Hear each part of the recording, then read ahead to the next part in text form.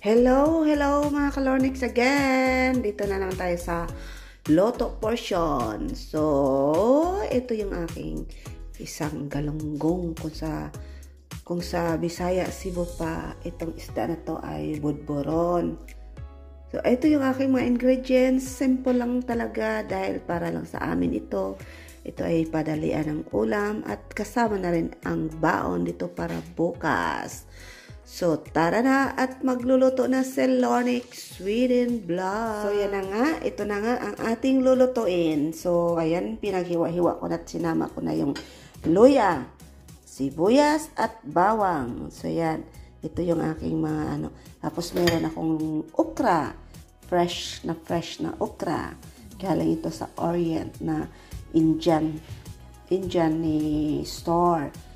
At syempre, hindi mawawala yung aking talong. So, ayan.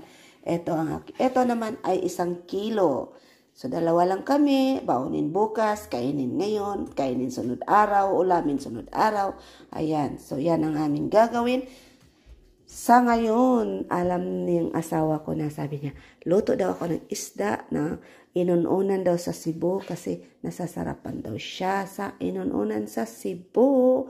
Kaya, samahan nyo na ako at ako'y mag-umpisa ng magluto sa aking inununan sa Cebu. Hello, hello mga kalornix again. Dito na naman tayo sa Loto portion. So, ito yung aking isang galunggong kung sa Bisaya, Cebu pa, itong isda na to ay budboron. So, ito yung aking mga ingredients. Simple lang talaga dahil para lang sa amin ito. Ito ay padalian ng ulam at kasama na rin ang baon dito para bukas. So, tara na at magluluto na si Lornick Sweden Vlog. So, yan na nga. Ito na nga ang ating lulutuin. So, ayan, pinaghiwa-hiwa ko na at sinama ko na yung luya, sibuyas at bawang. So, yan. Ito yung aking mga Tapos, meron akong okra. Fresh na okra. Galing ito sa Orient na Indian ni store. At syempre, hindi mawawala yung aking talong. So, ayan. Ito naman ay 1 kilo. So, 2 lang kami. Baunin bukas, kainin ngayon, kainin sunod araw, ulamin sunod araw. Ayan. So, yan ang aming gagawin. Sa ngayon, alam niyang asawa ko na sabi niya, luto daw ako ng isda na inununan daw sa Cebu kasi nasasarapan daw siya sa inununan sa Cebu. Kaya, samahan nyo na ako at ako'y mag-umpisa ng magluto sa aking inununan sa Cebu. So na guys, umpisa na natin ang aking inununan. Nandito na lahat ang aking mga ingredients kung paano ko to ihahalo. So ayan. So umpisahan ko na sa mantika dahil kami pag mag-inununan, ito ay sinasabi naming pauyukan pa. Ang apoy ay ay mahina lang. Unahin ko muna yung mantika sa ilalim. Ayan. Pagkatapos noon, lalagyan ko din siya ng luya,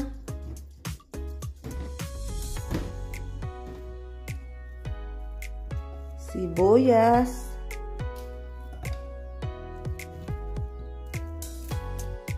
bawang, okra sa ilalim, talong sa ilalim. Pagkatapos noon, ilalagay ko na yung isda syempre. Pero bago nyan,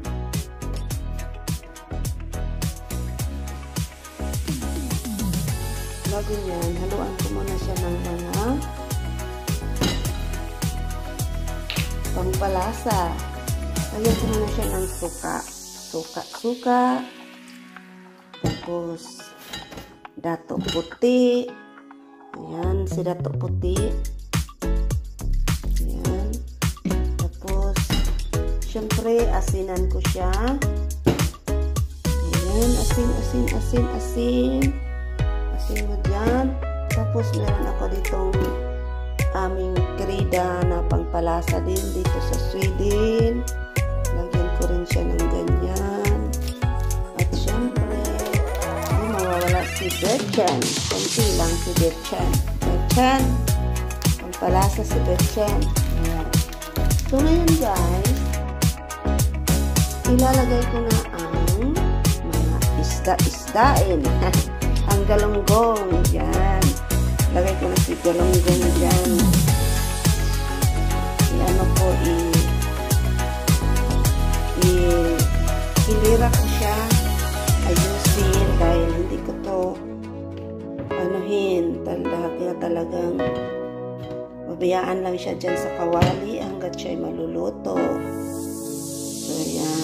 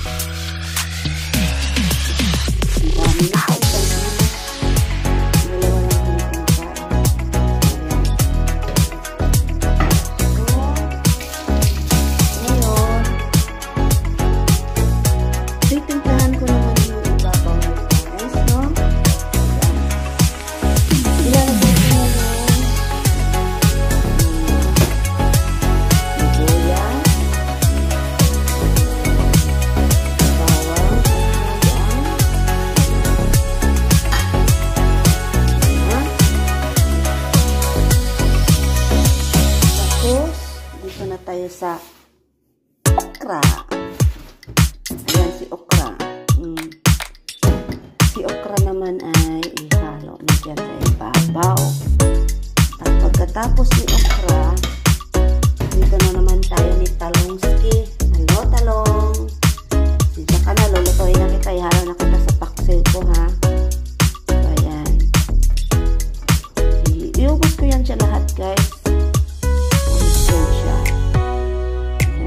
Natin siya ng gulay dahil ang gulay sa katandaan sinasabi na mas magandang kumakain ng maraming gulay, mahaba ang ating buhay. Yan. Ganun yan, ay halo na lahat. Ngayon, para naman siya lumalasa ang ibabaw, maglalagay naman ako ng isang mantika. Gamihan ang mantika dahil ito ang magpapalasa. Lalagyan ko siya ng dato poche. Nakakalakuan ko lang yung mga words ko si dato poche. Ngayon, si dato kayo manche na naman. Lagyan na naman siya. Ayan. At syempre, hindi mawala si asen. Asen. Hello, asen. Hello, asen. Tapos, ito yung aming pangpahalo din. Extra pangpasarat ng ano. Hindi ito magic sarat, ha. Ito ay pang ano sa Sweden na. Ngayon, Betsen na naman si Betsen. So, nandahan na sila lahat at yan ay nahalo ko na. Tatakpan na natin siya at isalang sa ating kalan. Si kalan, nandito si kalan. Ready na to fight si kalan. Ayan. Kukunin na natin ang takip. Nandito sa loob si takip. Ayan, si takip. So, takpan na natin. At ayun, umpisahan na natin i-on si Kalanski. Ayan si Kalan. Mag-umpisa tayo sa 12 para mainit. At dahan-dahan natin. Tapos i-on natin ang flake na hindi mangangamoy. At syempre, hindi mawala si Elaw. Ayan si Elaw. So, isa lang na natin si Galonggongski. Oy. So, ayan na si Galonggongski. Nasa kalan na siya. At ayan ay antayin na lang siya na magiging maluto na siya, no? At syempre, pag maluto na, umpisa na natin kainin. So, si inununan ng sibo ay nasa kalan na siya at ayan na, maluluto na siya. In how many minutes, guys? So, ayan na, silipin natin mga kalonix ang aking paksiw, inununan galonggong. Ayan. Tingnan natin. Bubuksan na natin.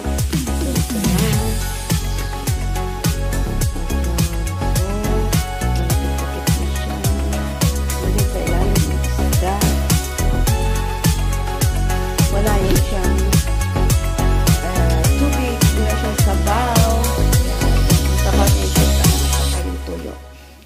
So, ito na siya. Ayan na siya. Mababa lang ang ano niya, number 4, para siya ay magiging